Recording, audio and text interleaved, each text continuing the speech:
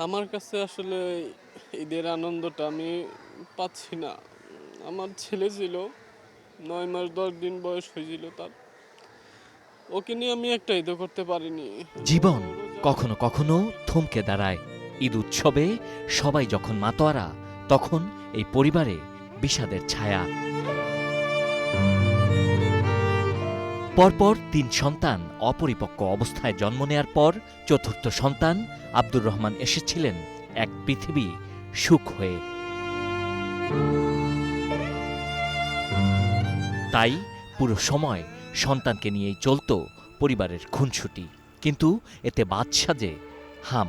ঈদুল ফিতরের আগের দিন হামে আক্রান্ত হয়ে ৯ মাস ১০ দিনের আব্দুর রহমানকে হাসপাতালে ভর্তি করেন বাবা মোহাম্মদ রাসেল। সে যাত্রায় প্রাণে বেঁচে গেলেও হাম পুরোপুরি দুর্বল করে দেয় আব্দুর রহমানকে। শুরু হয় শারীরিক নানা জটিলতা। সবশেষ গেল ১৯ মে নিভে যায় শিশু আব্দুর রহমানের জীবন প্রদীপ।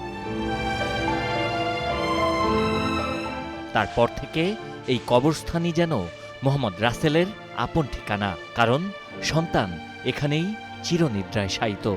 সন্তানের কবরের সামনে কান্নায় ভেঙে পড়েন সন্তানহারা এই পিতা।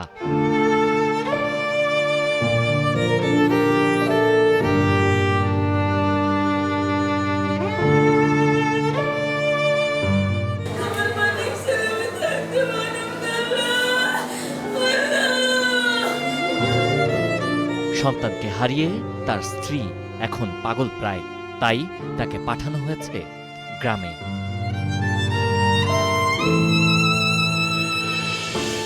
আর মোহাম্মদ রাসেল রয়ে গেছেন সন্তানের সঙ্গে ঈদ করতে। আমার জীবনে আমার সন্তান আসছিল, কিন্তু আমি তাকে নিয়ে ২টা ঈদের একটা ঈদও আমি উপভোগ করতে পারি।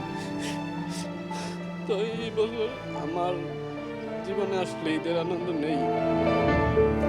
এই বাবার মতো অসংখ্য পরিবার আজ সন্তানহারা, যাদের কাছে ঈদের আনন্দ যেন ফিকে হয়ে গেছে।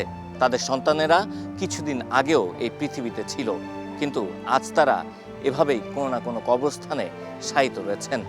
হামে এ পর্যন্ত প্রায় ৫৬০ জন শিশুর মৃত্যু হয়েছে। এই মৃত্যুর দায় কার? Sabbir Ahmed, star news, Dhaka.